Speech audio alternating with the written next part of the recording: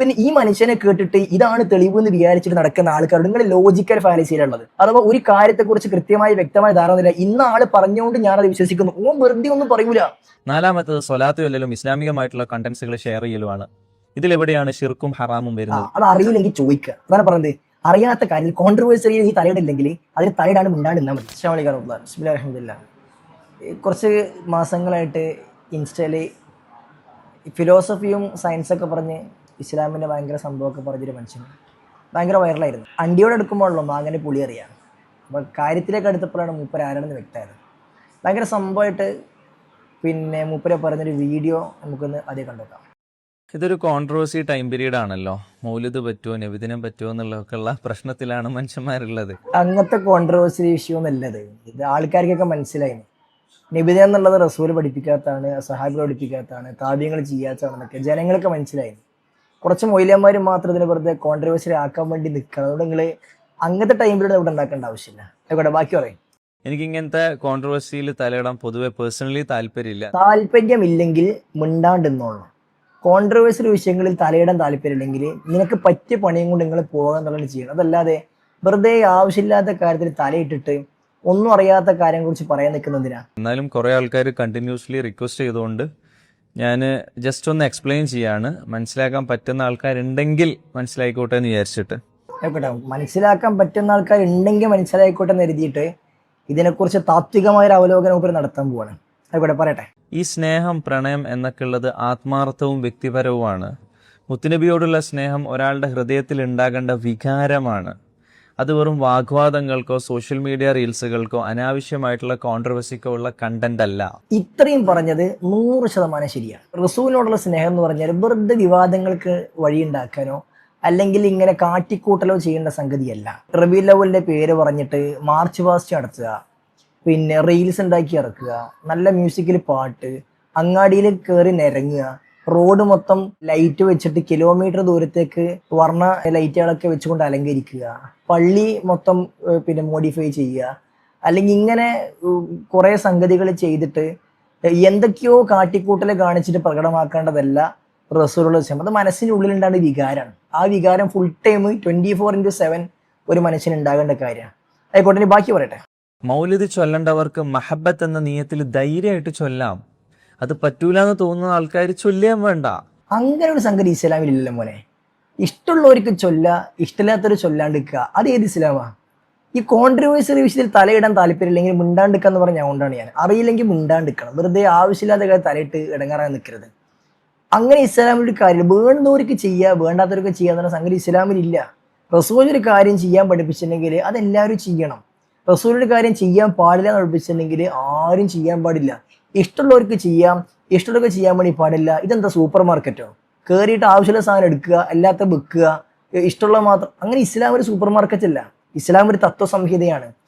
ആതാക്കും റസൂൽ ഫഖുദൂഹു വമാ നഹാകും അൻഹു ഫൻതഹു. റസൂൽ പറഞ്ഞ കാര്യം ചെയ്യുക, വിരോധിച്ച കാര്യം ഒഴിവാക്കുക. അതല്ലാതെ ഇഷ്ടമുള്ളവർ ചെയ്തോട്ടെ, ഇഷ്ടമില്ലാത്തവർ ചെയ്യാണ്ടിരിക്കട്ടെ, നിങ്ങൾ എന്തിനാ വെറുതെ തലയാടെ നിൽക്കുന്നത് എന്ന് പറയേണ്ട കാര്യമില്ല ഇത്. ശരി, ബാക്കി പറ. മഹബത്തിനായിട്ടും മറ്റ് നന്മയുടെ മാർഗങ്ങൾ സ്വീകരിക്കുക. നമ്മളൊക്കെ തർക്കിക്കുന്നത് അല്ലെങ്കിൽ ഡിബേറ്റ് ചെയ്യുന്നത് ചില ടെർമിനോളജി വെച്ചിട്ടാണ്. ഇപ്പം മൗലിദ്, നബിദിനം എന്നൊക്കെ പറയുമ്പോൾ അതെന്തോ ഒരു പുതിയ ആചാരമാണ് എന്നുള്ള തോട്ടിലേക്ക് നമ്മൾ പോവാണ്. അത് പോകുന്നൊന്നുമില്ല, അതങ്ങനെ തന്നെയാണ്. പണ്ടേ ഉള്ളതാണെങ്കിൽ കുഴപ്പമില്ലല്ലോ.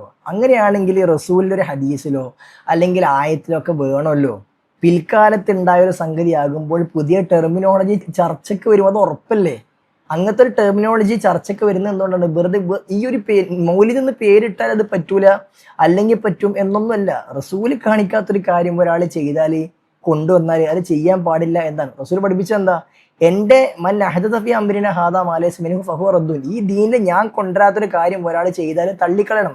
ഇത് ടെർമിനോളജിന്റെ കാര്യം പറഞ്ഞിട്ട് ചെയ്യേണ്ട സംഗതിയൊന്നുമല്ല. ഇനി തെളിവ് പറയട്ടെ. ശരിക്കും അതിലെന്താ നടക്കുന്നതെന്ന് നമ്മൾ ആലോചിച്ചിട്ടുണ്ടോ, ചിന്തിച്ചിട്ടുണ്ടോ? ഒന്നാമത്തേത്, നബി സല്ലല്ലാഹു അലൈഹി വസല്ലമ തങ്ങളോടുള്ള സ്നേഹപ്രകടനാണ്. Expression of love. Expression of love ആയിക്കോട്ടെ. അതിന്റെ പേരിലാണ് ഈ കാട്ടിക്കൂട്ടുന്ന എല്ലാ തോന്നിവാസങ്ങളും. അതോ റോഡ് ബ്ലോക്ക് ഇടത് എക്സ്പ്രഷൻ ഓഫ് ലവ് ആണ്. വലിയ ശബ്ദത്തിൽ പാട്ടുകൾ വെച്ച് DJ മ്യൂസിക് ഇട്ട് പിന്നെ ഒച്ചുണ്ടാക്കുന്നത് എക്സ്പ്രഷൻ ഓഫ് ലവ് ആണ്.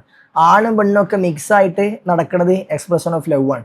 പിന്നെ മാർച്ച് പാസ്റ്റ് നടത്തിയിട്ട് പോലീസിന്റെയും പട്ടാളത്തിന്റെയും ഡ്രസ്സ് ഇട്ടിട്ട് ലെഫ്റ്റ് റൈറ്റ് പറയണത് എക്സ്പ്രഷൻ ഓഫ് ലവ് ആണ്. ഈ എക്സ്പ്രഷൻ ഓഫ് ലവ് ആരെ പഠിപ്പിച്ചെന്നത്? റസൂലിനോടുള്ള മഹബത്ത് ഏത് സഹാബിയാണ് മാർച്ച് പാസ്റ്റ് നേതൃത്വം കൊടുത്തത്? ഏത് സഹാബിയാണ് ഇപ്പറഞ്ഞ രൂപത്തിൽ എക്സ്പ്രസ് ചെയ്തത്? എക്സ്പ്രഷൻ ഓഫ് ലവ് എന്ന് പേര് പറഞ്ഞിട്ട് അതിന്റെ പേരിൽ എന്തും ചെയ്യാന്ന് പറഞ്ഞാൽ അത് ഇസ്ലാമിന് തെളിവാവില്ല. ശരി, നെക്സ്റ്റ് സെക്കൻഡ് പറയട്ടെ. രണ്ടാമത്തെ എന്താണ്? നബി സല്ലല്ലാഹു അലൈഹി വസല്ലമ തങ്ങളുടെ ചരിത്രങ്ങളും അവിടുത്തെ ഗുണങ്ങളും വിശേഷണങ്ങളൊക്കെ ഓർമ്മിക്കലും ഓർമ്മിപ്പിക്കലുമാണ് ഹിസ്റ്റോറിക്കൽ റിഫ്ലക്ഷൻ. ഹിസ്റ്റോറിക്കൽ റിഫ്ലക്ഷൻ ശരിയാണ്. റബീഉൽ അവ്വൽ വരുമ്പോൾ മാത്രമുള്ളതാണ് ഈ ഹിസ്റ്റോറിക്കൽ റിഫ്ലക്ഷൻ. അള്ളാഹു റസൂലിന്റെ ഹിസ്റ്ററി പറയാൻ നിങ്ങൾക്ക് ആകെ റബീഉൽ അവ്വൽ മാത്രമേ ഉള്ളൂ. അത് നമ്മൾ പറയുന്നത് ഒരു റബീഉൽ അവ്വലിൽ മാത്രം പറഞ്ഞു നിർത്തേണ്ട സാധനമല്ല ഹിസ്റ്റോറിക്കൽ റിഫ്ലക്ഷൻ. അത് എല്ലാ മാസവും പറയാം. അതിന് പ്രത്യേക സമയം നിശ്ചയിക്കുമ്പോഴാണ് പ്രശ്നം. റബീഉൽ അവ്വൽ വരുന്ന സമയത്ത് ഒരു ഹിസ്റ്റോറിക്കൽ റിഫ്ലക്ഷൻ മാത്രം നടത്തുക, ബാക്കിയുള്ള സമയത്ത് എന്ത് തോന്നിയാസവും ചെയ്യുക എന്ന അവസ്ഥ ഉണ്ടാകാൻ പാടില്ലല്ലോ. ശരി, മൂന്നാമത്തെ പറയട്ടെ. മൂന്നാമത്തത് പാവപ്പെട്ടവർക്കും അല്ലാത്തവർക്കും മഹബത്ത് കൊണ്ടും സന്തോഷം കൊണ്ടും ഭക്ഷണം കൊടുക്കലാണ് ചാരിറ്റി. ചാരിറ്റിയെ പ്രോത്സാഹിപ്പിക്കുന്ന മതമാണ് ഇസ്ലാം, അതിൽ യാതൊരു സംശയമില്ല. അത് റബീഉൽ അവ്വൽ മാസത്തിന് മാത്രമേ ചാരിറ്റി പറ്റൂ എന്നാരാ പറഞ്ഞത്? ഇതിന്റെ പേരിൽ ചാരിറ്റി ചെയ്യുമ്പോൾ അത് പ്രത്യേക ലക്ഷ്യമാണ്. ചാരിറ്റി ചെയ്തു കൊള്ളുക, അതിനുവേണ്ടി നിങ്ങളെല്ലാവരും പിന്നെ പൈസ കൊടുക്കുക എന്നല്ലല്ലോ പറയണത്. അള്ളാന്റെ റസൂലിനോടുള്ള മഹബത്ത് കൊണ്ട് നബിദിനത്തിന്റെ ഭാഗമായിട്ട് നിങ്ങൾ ഇന്നത് കൊടുത്താൽ എനിക്ക് ഇത്ര കൂലിയുണ്ട്. അതിനാലെ ഹസൻ ബസ്രി അങ്ങനെ ചെയ്തു, അബൂബക്കർ ഇങ്ങനെ ചെയ്തു, ഉമർ അങ്ങനെ ചെയ്തു, അവരെ കൈന് വേണ്ടി കൊടുത്തു. ഇതൊക്കെ എന്തിനാ പറയണത്? റബീഉൽ അവ്വലിന്റെ അതുമായി ബന്ധപ്പെട്ട് ചാരിറ്റി ചെയ്യാൻ വേണ്ടിയിട്ടാണ് ഇതൊക്കെ പറയണത്. അതല്ലാന്നുണ്ടെങ്കിൽ മൊത്തത്തിൽ റസൂൽ പഠിപ്പിച്ച പാവങ്ങളെ പരിഗണിക്കലും അയൽവാസിക്ക് കൊടുക്കലും അനാഥരെ സംരക്ഷിക്കലും അതൊക്കെയല്ലേ പറയേണ്ടത്. അതൊന്നും പറയാതെ റബീഉൽ അവ്വൽ സമയത്ത് മാത്രം ഭക്ഷണം കൊടുക്കുന്ന ഹദീസ് പറഞ്ഞിട്ട് ചാരിറ്റിയിലേക്ക് കൂട്ടിക്കെട്ടിയിട്ട് വെളുപ്പിക്കാൻ നോക്കണ്ട. നാലാമത്തത് സ്വലാത്ത് ചൊല്ലലും ഇസ്ലാമികമായിട്ടുള്ള കണ്ടന്റ്സുകൾ ഷെയർ ചെയ്യലുമാണ്. ഇതിലെവിടെയാണ് ഷിർക്കും ഹറാമും വരുന്നത്? അത് അറിയില്ലെങ്കിൽ ചോദിക്കുക. അതാണ് പറഞ്ഞത്. അറിയാത്ത കാര്യത്തിൽ കോൺട്രവേഴ്സറിയിൽ നീ തലയിടില്ലെങ്കിൽ അതിന് തലയിടാണ്ട് മിണ്ടാണ്ട് നിന്നാൽ മതി.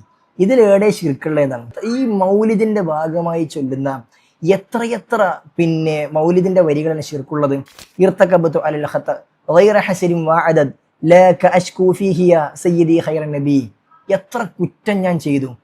തെറ്റിന്റെ വണ്ടിയിൽ ഞാൻ ഇങ്ങനെ കയറി ഇരുന്നിട്ടാണ് റസൂലെ നിങ്ങളോടല്ലാണ്ട് വേറെ ആരോട് എനിക്ക് എൻ്റെ ഈ ഒരു ആവലാതി പറയാനില്ല റസൂലെ എന്ന് അള്ളാഹ് റസൂലോട് നേരിട്ട് ചൊല്ലുന്ന വരികൾ മൗലിദിന്റെ കിതാബിലുണ്ട്. അബ്ദുക്കൽ മിസ്കീന യർജു ഫളലക്കൽ ജമ്മൽ ഗഫീറു ഫീക ഖദ അഹ്സൻതു ദന്നി യാ ബശീറു യാ നദീർ. റസൂൽ നിങ്ങൾ അടിമ, അബ്ദുക്ക റസൂൽ നിങ്ങൾ, നമ്മൾ അബ്ദുള്ള എന്ന റസൂലെ തന്നെ പറയില്ലേ. അള്ളാഹിന്റെ അടിമയായിട്ട് നിൽക്കുന്ന മനുഷ്യന്മാരെ കുറിച്ച് പറയുന്നതാണ് റസൂലെ താങ്കളുടെ അടിമ ഇതാ ഞങ്ങള് താങ്കളോട് വന്ന് പറയാണ്, അതുകൊണ്ട് നിങ്ങളോടല്ലാണ്ട് വേറെ ആരോട് നമ്മുടെ പ്രയാസങ്ങൾ പറയാനില്ല, സന്തോഷ വാർത്ത അറിയിക്കുന്ന റസൂലെ താങ്കളോടല്ലാതെ എനിക്കെന്റെ പിന്നെ പ്രയാസങ്ങൾ പറയാനില്ല അള്ളാഹ് റസൂലോട്. ഇത് ശിർക്കല്ലേ? അള്ളാഹിനോട് മാത്രം പറയേണ്ട കാര്യം പറഞ്ഞാൽ ഇത് എവിടെയാണ് ഇല്ലാത്തത് അഥവാ അറിയില്ലെങ്കിൽ മിണ്ടാണ്ട് നിന്നാൽ മതി. അറിയാത്ത കാര്യത്തെ കുറിച്ച് വെറുതെ തലയിട്ട് ഇടങ്ങാറാക്കണ്ടല്ലോ. നാളെ നരകത്താണ് ഞങ്ങളെ കൈപിടിച്ച് രക്ഷിക്കുന്ന റസൂലെ, ആ റസൂലിന്റെ പേര് നിങ്ങൾ സ്വലാത്ത് ചൊല്ലിക്കൊള്ളൂ എന്ന് റസൂലിനെ കുറിച്ച് പറയുന്നു. എത്ര ഗുരുതരമായിട്ടാണ് ഇത്തരം വരികളൊക്കെ ഉള്ളത്. എന്നിട്ട് ഇതിൽ എവിടെയാണ് ഷിർക്ക്, എവിടെയാണ് പിന്നെ പ്രയാസമുള്ളത് എന്നാണ്. അതാണ് അറിയാത്ത വിഷയത്തെ കുറിച്ചിട്ട് പറയാതിരിക്കുക എന്നുള്ളത് ഒരു വ്യക്തി ചെയ്യേണ്ട സാമാന്യ മര്യാദയായിട്ടാണ് എനിക്ക് സൂചിപ്പിക്കുന്നത്. പിന്നെ വേറൊരു കാര്യം ഇവിടെ മനസ്സിലാക്കേണ്ട വിഷയം എന്താ വെച്ചാൽ, തനിക്ക് അറിയാത്ത ഒരു കാര്യം അല്ലെങ്കിൽ തനിക്ക് ഒരു വിഷയത്തെക്കുറിച്ച് കൃത്യമായിട്ട് നിലപാടില്ല എന്നുണ്ടെങ്കിൽ അറിയാത്ത അത്തരം കാര്യങ്ങളിൽ കയറിയിട്ട് ഇടപെടുന്ന സംഗതിക്കാണ് പിന്നെ ഇംഗ്ലീഷിൽ അൾട്രാ ക്രിപ്പിഡേറിയനിസം എന്ന് പറയുന്നത്. അഥവാ ഒരു വിഷയത്തിൽ വലിയ തിരിച്ചറിയുന്നുണ്ട്, ധാരണ ഉണ്ടാവില്ല, വെറുതെ കയറി അഭിപ്രായം പറയാം. ആ അഭിപ്രായം പറയുന്ന രീതിക്ക് ഇംഗ്ലീഷിൽ പറയുന്ന ടെർമിനോളജി പിന്നെ ഈ പറയപ്പെട്ട അൾട്രാ ക്രിപ്പിഡേറിയനിസം എന്നാണ്. അത് നിങ്ങൾ ചെയ്യാൻ വേണ്ടി പാടില്ല. പച്ച മലയാളത്തിൽ പറഞ്ഞാലേ വിവരക്കേട് എന്നാണ് പറയാം. ആ വിവരക്കേട് ഉണ്ടെങ്കിൽ മുണ്ടാണ്ടെന്നാൽ മതി. പിന്നെ ഈ മനുഷ്യനെ കേട്ടിട്ട് ഇതാണ് തെളിവ് എന്ന് വിചാരിച്ചിട്ട് നടക്കുന്ന ആൾക്കാരോട് നിങ്ങൾ ലോജിക്കൽ ഫാലസിയിലുള്ളത്. അഥവാ ഒരു കാര്യത്തെക്കുറിച്ച് കൃത്യമായി വ്യക്തമായ ധാരണയില്ല, ഇന്ന ആള് പറഞ്ഞുകൊണ്ട് ഞാനത് വിശ്വസിക്കുന്നു, ഓൻ വെറുതെ ഒന്നും പറയൂല എന്നൊക്കെ വിചാരിച്ചടക്കുന്ന സാധാരണക്കാരോട് അത്തരം ലോജിക്കൽ ഫാലസിയിൽ ഉൾപ്പെടാതെ വിഷയം കൃത്യമായിക്കൊണ്ട് പ്രമാണം അനുസരിച്ചുകൊണ്ട് തീരുമാനം അനുസരിച്ച് മുന്നോട്ട് പോകുക. ഇത് ദീനാണ്. അള്ളാന്റെ ദീന് ഇങ്ങനെ ഏതെങ്കിലും വ്യക്തിക്ക് കളിക്കാനും തോന്നിയ പോലെ ഇടപെടാനുള്ള സംഗതിയല്ല. അതുകൊണ്ട് അൻസുനോട് ഒന്നും കൂടി പറയണം, നീ ഫസ്റ്റ് പറഞ്ഞ കാര്യം ഉണ്ടല്ലോ, ഇത്തരം കോൺട്രവേഴ്സറി വിഷയങ്ങളിൽ തലയിടാൻ താല്പര്യമില്ല, അത് താല്പര്യമില്ലെങ്കിൽ തലയിടാണ്ട് നിന്നെ കൊണ്ട് പറ്റുന്ന പണിയെടുത്തിട്ട് മുന്നോട്ട് പോവുക. അപ്പോൾ ആൾക്കാർ സ്വീകരിച്ചോളും. അതുകൊണ്ട് ദീനിന് ചെയ്യാൻ പറ്റുന്ന സേവനങ്ങൾ ചെയ്ത് മുന്നോട്ട് പോവുക. വെറുതെ അള്ളാന്റെ ദീനിൽ കൂട്ടിച്ചേർത്ത വിഷയങ്ങൾക്ക് തെളിവുണ്ടായി കൊടുക്കാൻ വേണ്ടിയിട്ട് അഭിപ്രായ പ്രകടനം നടത്തിയിട്ട് വലിയ ആളാകാൻ വേണ്ടി ശ്രമിക്കരുത് എന്നാണ് സ്നേഹപുരസരം ഓർമ്മിപ്പിക്കാനുള്ളത്. അതുകൊണ്ട് നബിദിനം എന്ന ഒരു കാര്യം അള്ളാഹ് റസൂൽ ചെയ്തിട്ടില്ലാത്ത, സ്വഹാബികൾ ചെയ്തിട്ടില്ലാത്ത, താബികൾ ചെയ്തിട്ടില്ലാത്ത, തബഅത്താബികൾ ചെയ്തിട്ടില്ലാത്ത, ഹിജറ 300 കഴിഞ്ഞിട്ട് ഫാത്തിമിയാക്കൾ ഷിയാക്കൾ കൊണ്ടുവന്ന, ഹിജറ 600 ശേഷം മുളഫർ രാജാവ് ഏറ്റെടുത്ത, അതിനുശേഷം സൂഫികൾ കൊണ്ടാടിയ ഈ പുത്തനാചാരം അത് ഒഴിവാക്കലാണ് ഒരു മുസ്ലിമിന് നല്ലത്. അതുകൊണ്ട് ഇല്ലാത്ത തെളിവില്ലാത്തത് കൊണ്ടുള്ള 3-4 ന്യായങ്ങൾ പറഞ്ഞത് ഇത് പറ്റണ വിഷയമാണെന്ന് ഒരു ആയത്തോ ഹദീസോ പറഞ്ഞാൽ പോരെ. അതുകൊണ്ട് എനിക്ക് ഓർമ്മപ്പെടുത്താനുള്ളത്, താല്പര്യമുള്ള വിഷയത്തിൽ സംസാരിച്ച് മുന്നോട്ട് പോവുക. വെറുതെ നിലപാട് പറഞ്ഞിട്ട് ആൾക്കാർ സ്വന്തം പല്ല് തോണ്ടി പിന്നെ മണപ്പിക്കണ പരിപാടി ഇന്നത്തോട് നിർത്താമെന്ന് മാത്രം സൂചിപ്പിക്കാനുള്ളത്. അള്ളാഹു തൗഫീഖ് ചെയ്യട്ടെ. അസ്സലാമു അലൈക്കും വറഹ്മത്തുള്ളാഹി വബറകാതുഹു.